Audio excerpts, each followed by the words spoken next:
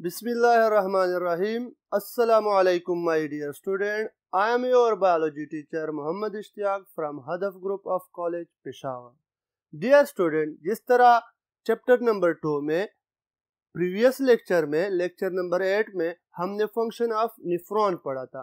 Function of निफ्रॉन के बारे में हमने क्या किया, उसमें 3 इम्पोर्टेंट प्रोसेस या पार्ट्स पढ़े थे, जिसमें सबसे पहला था अल्ट्रा फिल्ट्रेशन या glomerular filtration, number 2 selective reabsorption, number 3 tubular secretion.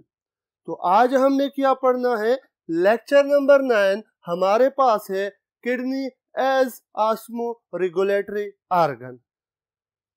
Kidney as osmoregulatory organ का मतलब क्या है कि किडनी वो ऑर्गन है जिसके जरिए हम बॉडी में सॉल्यूट और वाटर कंसंट्रेशन को मेंटेन कर सकते हैं।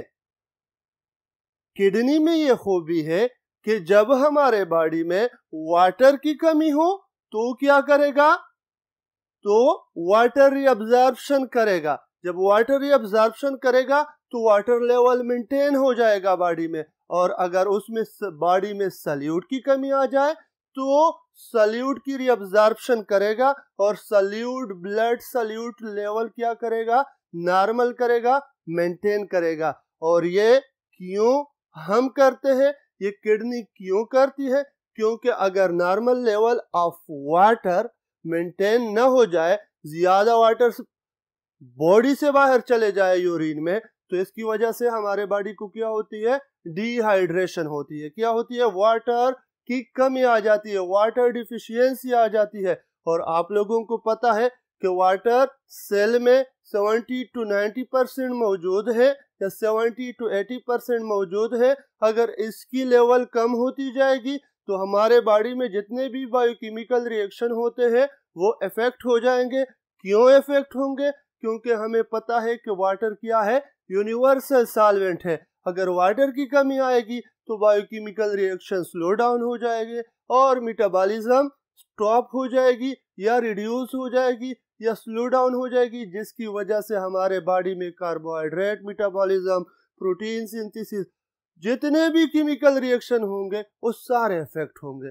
तो इनसे बचने के लिए अल्लाह ताला ने हमें क्या दिया है, किडनी, जो कि क्या करता है, ऑस्मो रेगुलेटरी फंक्शन करता है, वाटर एंड सॉल्यूट कंसंट्रेशन को मेंटेन रखता है। तो let's see what happen, control of water level. First of all हमारे पास क्या है, कंट्रोल ऑफ वाटर लेवल, के हमारा जो किडनी है वो वाटर लेवल को किस तरह कंट्रोल करता है। Body maintains the solute potential of blood at steady state. Solute potential of blood किस तरह, steady state, approximately steady state से वो क्या करता है, मेंटेन करता है। लेकिन सॉल्यूट पोटेंशियल कब मेंटेन होगी, जब by balancing water uptake from diet. अगर हम डाइट से वाटर बैलेंस करें, डाइट मींस हम जो कुछ खाते हैं उसके थ्रू हम क्या करें, वाटर को बैलेंस रखें। और अगर हमारे बॉडी में वाटर की मिकदार ज्यादा है, अगर वाटर की मिकदार ज्यादा है, फिर हमने क्या करना है, with water lost by evaporation, sweating, egestion and urine. अगर बॉडी में वाटर की मिकदार ज्यादा है, फिर बॉडी क्या करेगा, इवापोरेशन करेगा। इवापोरेशन का मतलब स्किन के थ्रू वाटर मॉलिक्यूल रिलीज करेगा। Second, sweating. स्वेटिंग, हमारे स्किन में स्वेट ग्लैंड्स है जिसमें ये एबिलिटी है कि वो क्या करता है, परस्पायरेशन करता है, पसीने की सूरत में वाटर को बॉडी से रिमूव करता है। Third one, एजेशन। एजेशन का मतलब क्या है, जब बहुत ज्यादा वाटर की मिकदार हो तो हमारे डाइजेस्टिव ट्रैक्ट के थ्रू, रेक्टम के थ्रू वो water in the form of faeces भी क्या हो सकते हैं, बॉडी से रिमूव हो सकते हैं। एजेशन किसे कहते हैं, सॉलिड मटेरियल का बॉडी से in the form of faeces remove होना। और लास्ट वन, यूरिन। यूरिन तो आप लोगों को पता है कि जब वाटर की मिकदार ज्यादा हो तो वाटर की मिकदार ज्यादा होने की वजह से किडनी क्या करते हैं, डाइल्यूट यूरिन रिलीज करते हैं या एक्सक्रीट करते हैं। तो ये हमारे पास अगर कमी है तो क्या करता है बॉडी, और अगर ज्यादती है तो इन वाटर सॉल्यूट को बैलेंस रखने के लिए बॉडी ने एन मैकेनिज्म का सहारा लेना है। अब solute potential is achieved by the effect of anti diuretic hormone which is also known as ADH simply, या इसका दूसरा नाम है वैसोप्रेसिन। क्या नाम है दूसरा? वैसोप्रेसिन। तो सॉल्यूट पोटेंशियल किस तरह अचीव्ड होगा? ह्यूमन बॉडी में सॉल्यूट पोटेंशियल किस तरह अचीव्ड होगा? Bye the effect of anti diuretic hormone. और ये एंटी डायूरेटिक हार्मोन या ADH जो है ये असल में क्या करता है? Anti means against diuretic urination, वो हार्मोन जो अगेंस्ट यूरिनेशन काम करता है। ये कौन सिक्रीट करता है? Secreted by posterior pituitary gland, secreted by posterior pituitary gland. अब आप लोगों को पता होगा, आप लोगों ने 10th क्लास में भी पढ़ा होगा कि हमारे ह्यूमन बॉडी में कौन है? पिट्यूटरी ग्लैंड है। पिट्यूटरी ग्लैंड का काम क्या है? जिसको हम मास्टर ग्लैंड भी कहते हैं। इसके दो लोब्स होते हैं, एक को कहते हैं पोस्टीरियर लोब,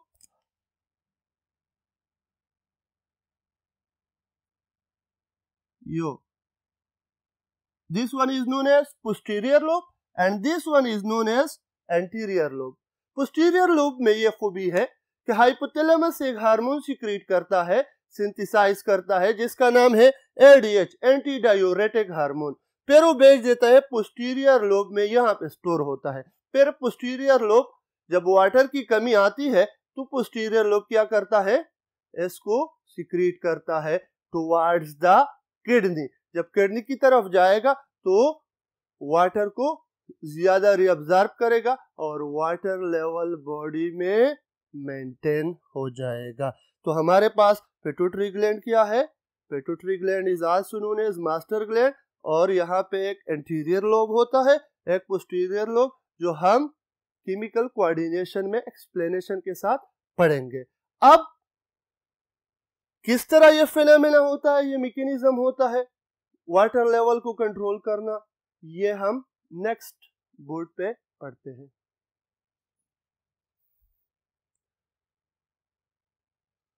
तो मैकेनिज्म किस तरह है? For example when body is deficient in water, जब बॉडी में पानी की कमी हो तब क्या होगा? Hypothalamus detects the change. Hypothalamus क्या करेगा? चेंज को डिटेक्ट कर लेगा, उसको मैसेजेस चले जाएंगे कि ब्लड में वाटर की कमी है, बॉडी में वाटर की कमी है, तो सेंसरी न्यूरॉन मैसेज पहुंचा देगा। हाइपोथैलेमस क्या करेगा? मोटर न्यूरॉन के जरिए पिट्यूटरी ग्लैंड को ऑर्डर देगा, जो कि क्या है? अफेक्टर है। क्या है? पिट्यूटरी ग्लैंड यहाँ पे अफेक्टर है। मैंने आपको पहले भी बताया था कि इफेक्टर एक होता है रिसेप्टर, एक होते हैं इंटीग्रेटर या कंट्रोल सेंटर, और एक होते हैं क्या? इफेक्टर।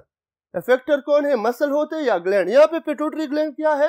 इफेक्टर के तौर पे काम करता है। ये क्या करेगा? Release ADH। ये releases ADH anti diuretic hormone को रिलीज करेगा। जब वो रिलीज करेगा वो कहां जाएगा? याद रखे वो ब्लड स्ट्रीम के थ्रू किडनीज तक पहुंच जाएगा। यहां पे मैंने एक वर्ड यूज किया, ब्लड स्ट्रीम, क्योंकि पिट्यूटरी ग्लैंड किस में आता है? एंडोक्राइन ग्लैंड में। तो एंडोक्राइन ग्लैंड की खूबी यह है कि वो अपने हार्मोन ब्लड स्ट्रीम को देते हैं, इस वजह से उसको क्या कहते हैं? Ductless gland. एंडोक्राइन ग्लैंड को क्या कहते हैं?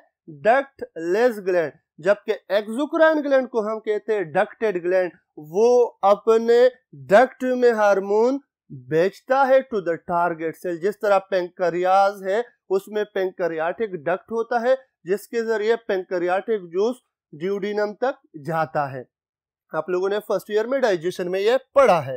तो यहाँ पे ये चूंकि इसके पास डक्ट नहीं है तो ये अपना सिक्रीशन डायरेक्टली किसको देता है? ब्लड को। ब्लड स्ट्रीम में इसको पहुंचाया जाता है कहाँ पे?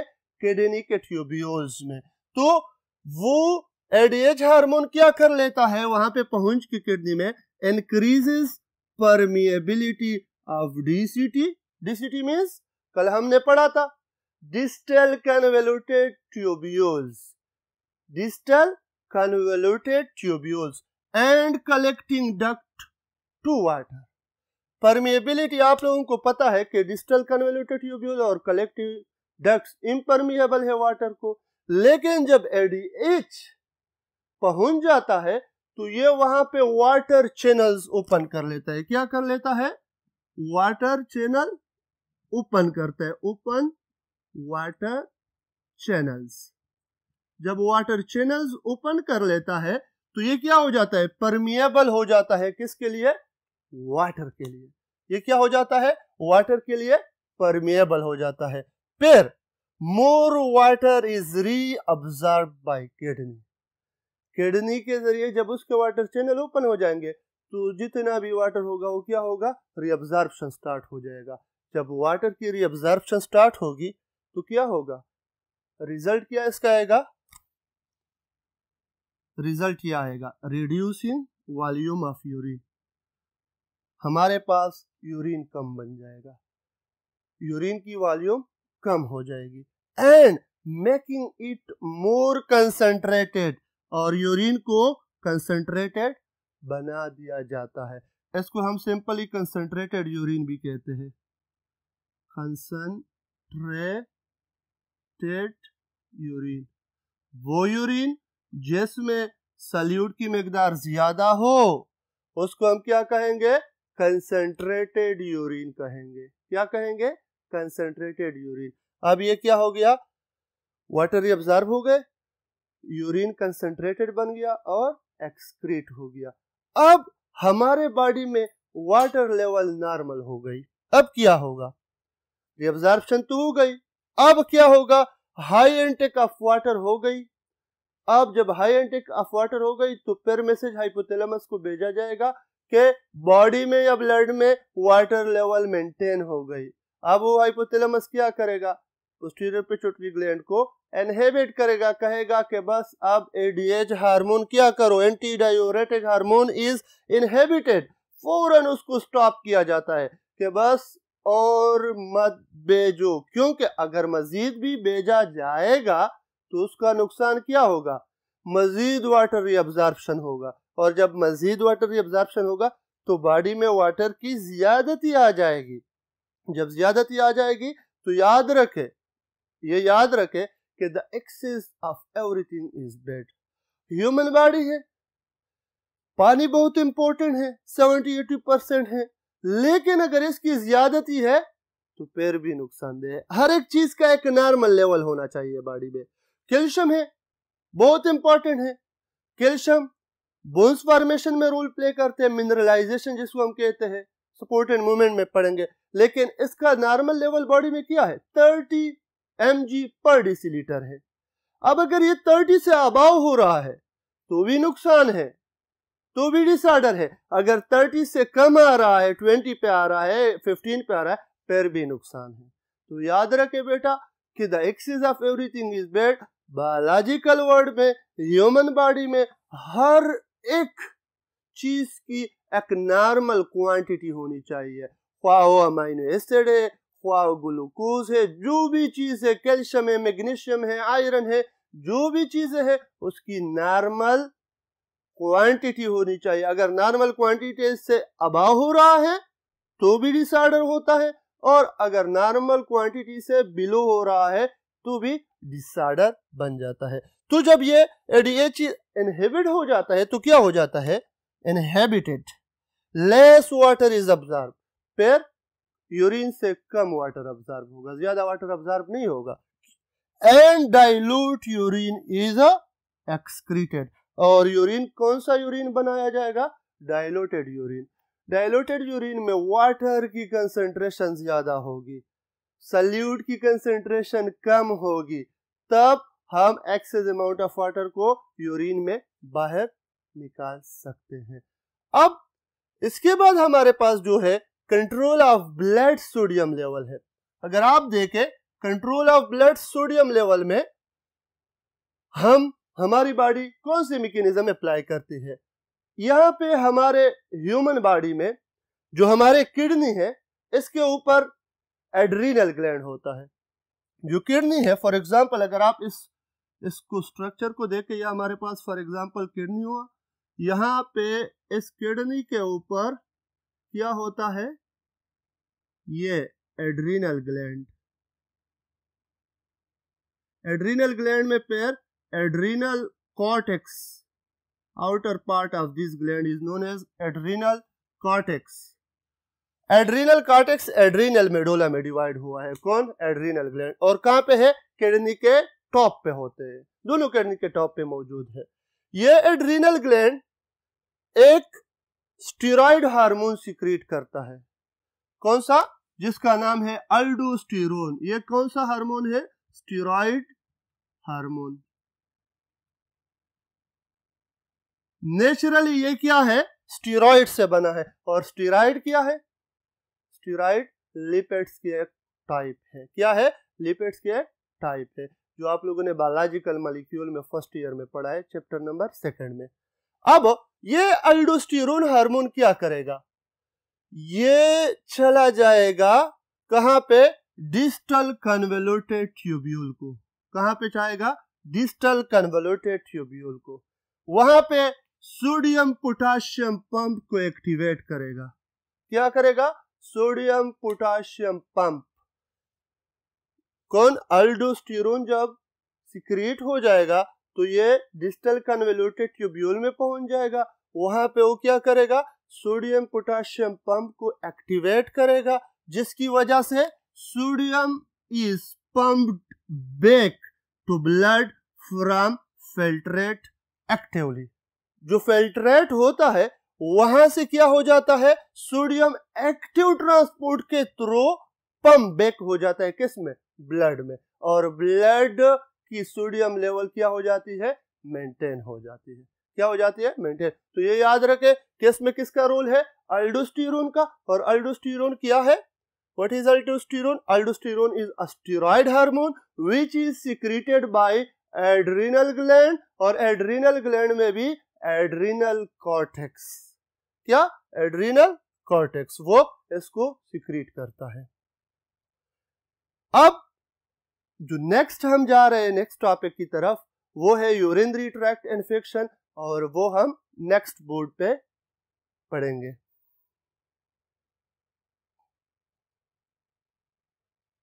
तो हमारे पास क्या है? Urinary tract infection which is also known as UTIS। क्या? UTIS, urinary tract infection. What is mean by urinary tract? The path through which urine moves to the outside environment। ठीक है, ह्यूमन बॉडी में वो part, वो track, वो pathway, वो रास्ता जिसके जरिए यूरिन किडनी से होके बाहर निकलता है। अब किडनी हो गया, पेल्विस हो गया, यूरेटर हो गया, यूरिनरी ब्लैडर हो गया, यूरेथ्रा हो गया, इसके थ्रू ये जाता है। तो ये सारा एरिया क्या है? हमारे पास यूरिनरी ट्रैक्ट है। अब अगर इसमें इन्फेक्शन प्रोड्यूस हो जाए, इसमें कोई बीमारी आ जाए, कोई स्वेलिंग आ जाए, या पेन महसूस आ जाए, या कोई उसमें और बीमारी आ जाए, तो इसको हम क्या कहते हैं? Urinary tract infection. क्या कहते हैं? Urinary tract infection. UTI is an infection that can happen anywhere along the urinary tract। along the urinary tract। जरूरी नहीं है कि इन्फेक्शन सिर्फ किडनी में प्रोड्यूस होगा। ये बेटा याद रखे, जरूरी नहीं है कि इन्फेक्शन सिर्फ किडनी में प्रोड्यूस होगा, ये किडनी में भी प्रोड्यूस हो सकता है। ये हाँ, रेयर केसेस जो है वो कहां पे? यूरेटर में। यूरेटर में बहुत कम केस में प्रोड्यूस होगा। यूरेटर में रेयर केस में इन्फेक्शन हो सकता है, बहुत कम। अब बाकी जो हमारे पास एरिया है, लोकेशन के बेस पे, साइट के बेस पे इसकी टाइप्स है कि कहां कहां पे यूरिनरी ट्रैक्ट इन्फेक्शन होता है। Types of UTIS depending upon the site. Site का मतलब क्या है कि यूरिनरी ट्रैक्ट के कौन से एरिया में इन्फेक्शन हुआ है, उसी के मुताबिक उसको नाम दिए हैं। सबसे पहले को हम कहते हैं फाइलोनेफ्राइटिस। फाइलोनेफ्राइटिस मेडिकल नेम है ये इसका, और इसको हम सिंपली क्या कहते हैं, किडनी इन्फेक्शन। जब इन्फेक्शन प्रोड्यूस हो जाए कहां पे, किडनी पे। सेकंड हमारे पास है सिस्टाइटिस। याद रखे बेटा, इटस वर्ड जब भी आपको बायोलॉजिकल बुक्स में, बायोलॉजिकल डिस्कशन में ये वर्ड आ जाए तो इसका मतलब क्या होगा, इन्फ्लेमेशन। क्या, इन्फ्लेमेशन या इन्फेक्शन। इटस का मतलब क्या होगा, इन्फ्लेमेशन होगा। तो सिस्टाइटिस का मतलब है ब्लैडर इन्फेक्शन। क्या, ब्लैडर, यूरिनरी ब्लैडर में जब इन्फेक्शन प्रोड्यूस हो जाता है। आप लोगों ने हॉस्पिटल्स में देखे होंगे, जब आप कभी वार्ड की तरफ चले जाते हैं, वहां पे डिफरेंट लोगों के ऑपरेशन हुए होंगे, जहां पे ऐसे लोग भी पड़े होंगे, उसमें ऐसे पेशेंट भी होंगे जिसके बेड के नीचे एक बैग आपको नजर आएगी, जिसमें उसके ब्लैडर से डायरेक्ट पाइप लगा होता है और यूरिन फौरन वहां पे जाता है। ऐसे लोगों का क्या होता है, यूरिनरी ब्लैडर में इन्फेक्शन होता है और वो ब्लैडर में यूरिन को अलाउ नहीं करते, डायरेक्ट उसको बैक की तरफ उसको लेके जाते हैं। तो इसको क्या कहते हैं, ब्लैडर इन्फेक्शन, या जब मसाना में इन्फेक्शन प्रोड्यूस हो जाए। Third, urethritis. Its means infection. Urethral infection.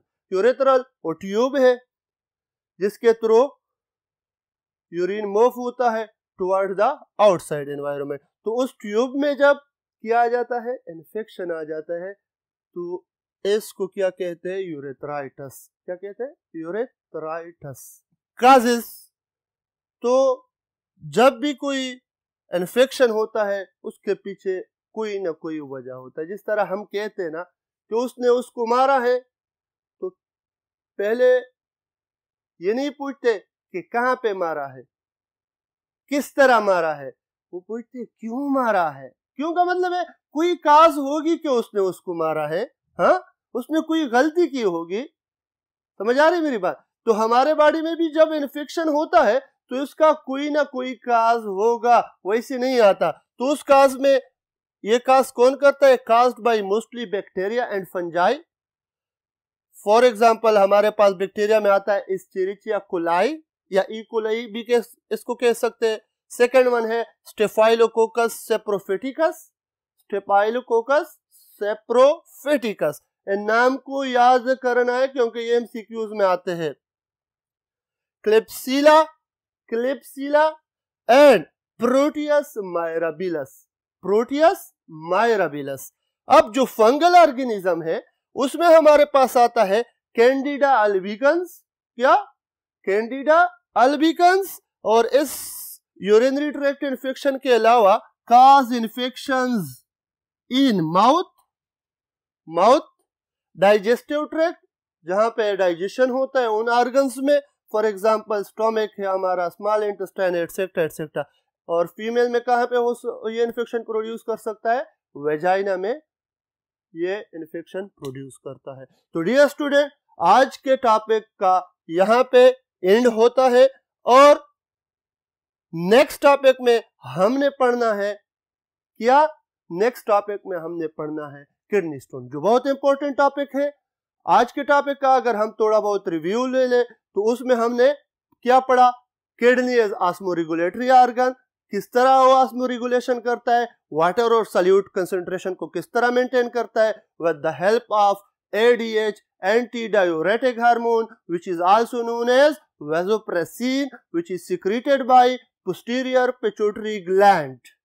Understand. और सेकंड हमने पढ़ा कि किस तरह ब्लड सोडियम लेवल मेंटेन की जाती है, और ब्लड सोडियम लेवल मेंटेन करने के लिए एड्रीनल ग्लैंड में एड्रीनल कार्टेक्स होता है, वहां से एक स्टेरॉइड हार्मोन रिलीज होता है जिसका नाम है अल्डोस्टेरोन। वो किडनी ट्यूब्यूल्स को क्या करता है, वहां से फिल्ट्रेशन से जितना भी सोडियम होता है उसको पंप बैक करता है और यो ब्लड सोडियम लेवल मेंटेन हो जाता है। इसमें बहुत इंपॉर्टेंट MCQs भी मैंने आप लोगों को बता दिए। तो इंशाल्लाह नेक्स्ट लेक्चर में जो हमारा लेक्चर 10 होगा उसमें हम पढ़ेंगे किडनी स्टोन। तब तक के लिए मुझे इजाज़त दीजिए। अल्लाह हाफिज़।